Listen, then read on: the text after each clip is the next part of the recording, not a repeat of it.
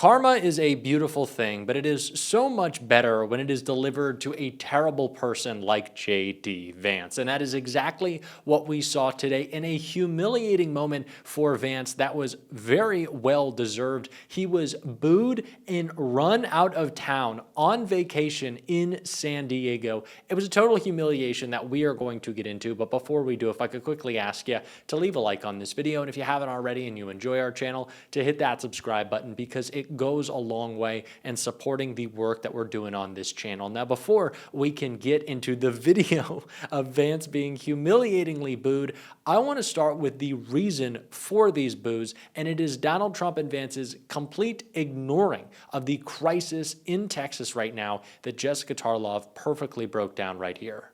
Take it from me. Listen, this is one of the more devastating stories that I think we've had to cover as a mother of two daughters that are going to go to camp at some point. I cannot even imagine what that feels like. I've been reading the testimonials, especially about the fathers and grandfathers that are walking around that camp looking for a thermos with their kid's name on it or some sign that they were there. Maybe they find a body of another camper, maybe they find their own child or grandchild. Unimaginable. I'm so sorry for them, and I'm sorry for any hurt that any comments about this tragedy has caused these families.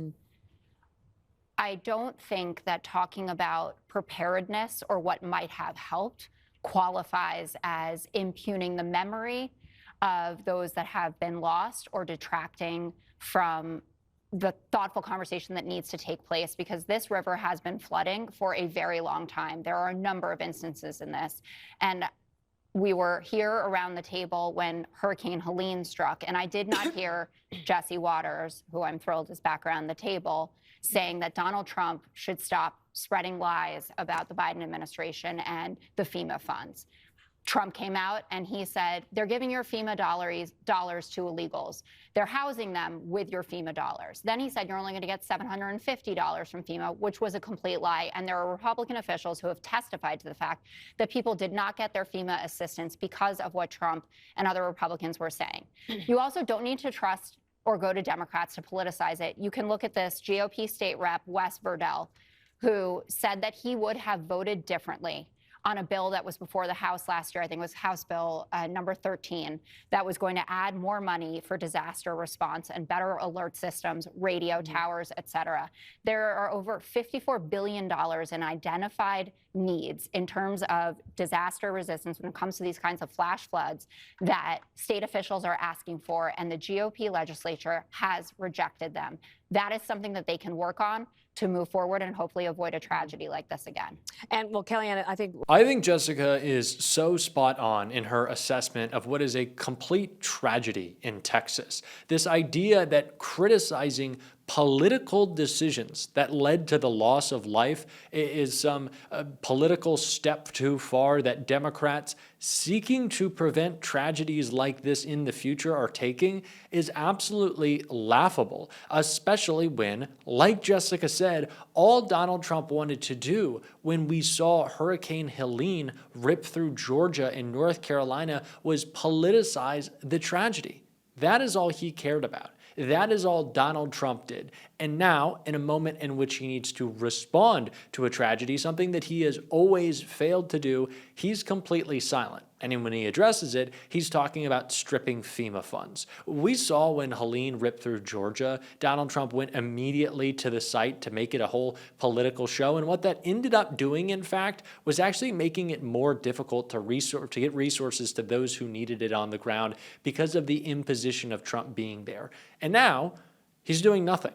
He's completely silent. He doesn't care. And it's the reason that JD Vance being in San Diego for a fundraiser is having people so upset. I want to see why he was there, and then we're going to get into that video. JD Vance is headlining an RNC fundraiser in San Diego today per invite. Tickets for the roundtable are going for $50,000 per couple. The VP spent the weekend in Southern California and received an award at the Claremont Institute. Okay, JD. And that is why Vance, as he was leaving a nice little sushi restaurant, got such a not so warm welcome.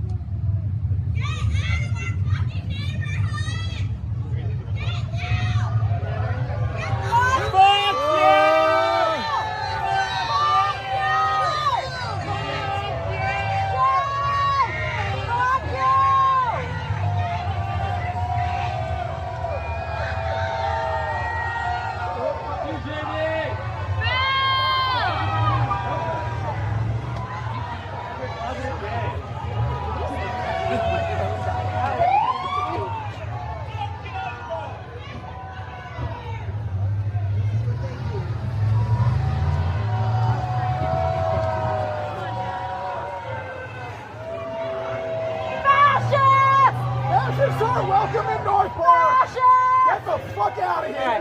That was So delicious to see JD Vance as his motorcade rolls out getting booed. And there's a pretty big crowd there. I'm glad that people had the time to get together while JD was enjoying some sushi. Oh, we hate the liberal elites out in California. We're gonna wave our finger down at them. We're gonna send the National Guard, who are still there, by the way. Donald Trump has still deployed the National Guard. You want to talk about a misallocation of resources. Would it be better to have the National Guard in Texas helping to save lives rather than in California impeding people's lives, harassing people for no reason? It's absolutely absurd, especially when Carolyn Levitt is giving non-answers about how Donald Trump was responding right now, and she was completely ripped for that by a CNN reporter. And Kristen, over to you at the White House. You were at the White House briefing earlier. You asked, I think, a really critical longer-term question to Caroline Levitt. Explain what that was. Yeah, Phil, this is all about FEMA. So just remember, last month, President Trump essentially announced that he was going to be phasing out FEMA after hurricane season. Now, he was asked to follow up on that yesterday, given the fact that FEMA is on the ground in Texas. He was non-committal, but we heard the state and local officials praising the federal response and the federal aid, including FEMA. So I followed back up with Carolyn Levitt about this. Here's the exchange. Is President Trump reconsidering his plan to phase out FEMA, given what officials have said is their critical role on the ground now in Texas? Look, the president wants to ensure American citizens always have what they need during times of need. Whether that assistance comes from states or the federal government, that's a policy discussion that will continue. And the president has always said he wants states to do as much as they can, if not more. And in the case of Texas, the state and local officials are doing a tremendous job. So not really answering the question there. In fact, another reporter tried to follow up on my question later, and she said she'd already answered it. But as you can hear, she does not actually answer the question of whether or not they're going to phase out FEMA. The other part of this is that Carolyn Levitt came in saying that anyone who was questioning the cuts and whether or not these government cuts played a role in what happened in Texas, anyone who said that this wasn't just a once-in-a-lifetime natural disaster was playing political politics. She said that people were pointing fingers in a partisan way. And I will say, Phil, one other thing that I asked is that we saw President Trump over the weekend calling Elon Musk a train wreck, essentially saying that he was erratic, he was all over the place. So I did ask if there was any concern over some of the decisions that Doge made while Musk was advising them on cuts, which would include the National Weather Service. She said no, and she pushed back that those cuts could have done anything. But it is interesting to look at that moving forward in terms of cuts that were made under Musk, if we continue to hear President Trump saying that effectively Musk is unhinged. Yeah, that's a very good point. Kristen Holmes from the North Lawn of the White House. Donald Trump doesn't want to address this situation, one, because he doesn't have a good answer, and two, he just doesn't really care. There's not a lot of empathy in the Trump administration. The cruelty, the lack of care is kind of the whole point for these people. They want to demonstrate how little they can care about their neighbors, their friends, their constituents. They want to be able to throw everyone under the bus, act like Donald Trump because they think it makes them better. And it's just gross. And it's why I want to take an opportunity to play one of my favorite segments we see at MSNBC after we just saw that horrible performance from Carolyn Levitt, and that's from Jen Psaki, who does a pretty good job doing her job for her. Safe to assume he just doesn't care, as long as the bill is cutting taxes for the highest earners and biggest companies in this country. That's what this is about. That's why he wants to get the bill passed. Okay, next question. I might regret this, but maybe not. Go for it, Peter Doocy, Fox News. Does President Trump want Zohran Mamdani deported? Okay, my instincts were right on that one. I'm going to give it a little go. Does President Trump want Zohran Mamdani deported? The guy who just won the Democratic mayoral primary in New York City. I mean, honestly, my answer is probably yeah. Mamdani is a charismatic, energetic politician. He has inspired or hyped up millions of Democrats in politics right now. Not something you really want if you're a Republican president. And so it wouldn't surprise me if Donald Trump wants to somehow make him disappear, whether it is by deportation, which is crazy, or some other kind of presidential voodoo. I don't even know. It's not even the only reason is a thing. Don't forget that the current mayor of New York, Eric Adams, was going to be criminally prosecuted for a whole bunch of felonies until Donald Trump leaned on the Justice Department to make that prosecution go away. Trump is the mayor of New York under his thumb right now. If Mamdani unseats Eric Adams, it's not only bad news for Eric Adams, Probably bad news for Donald Trump, too. That's probably a factor. Okay, let's take one more. John Fredericks, take us home. Let's get to the one big, beautiful bill first. It appears now you're going to get at least 50 votes in the Senate. There'll be some amendments. What is the president's confidence level in getting 218 votes in the House by the end of this week in order for him to sign it on Friday?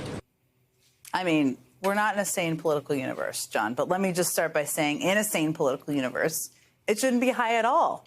I mean, Trump's little buddy, Speaker Johnson, seems nervous, in large part because there are two warring factions within his own party in the House. The first group made up of members of the Freedom Caucus who think the bill is way too expensive, and the other who think it's not expensive enough because they want a higher SALT deduction cap. So that's challenging because both of those things cannot happen at once. One side is not going to get their way, which should, in a sane political universe, make the path to 218 very uncertain right now. That said, Republicans in Congress are not exactly known for their spines of steel these days, so we'll see how this goes. In the meantime, a quick reminder, though, there are a whole lot of Republicans in Congress who just barely eked out a win last November, who are vulnerable in purple districts. And the midterms is not that far away. You know what? I think I kind of get the prop thing now. I'm just going to say, here's a little prop for everyone of districts to pay attention to. I even signed it, just like Donald Trump did. Some districts for people to pay attention to. Carolyn Leavitt is a national embarrassment. She's bad at her job. She's annoying to watch. I can't stand her. I'm sure you can't either. And I'm pretty sick and tired of it. And that's why we're going to continue to call out the lies she pushes on this show every single day. And if you want to support that, as always, you can hit that subscribe button, leave a like on this video, and if you stuck around to the end, drop a blue heart in the comments. And until next time, I'll see you soon.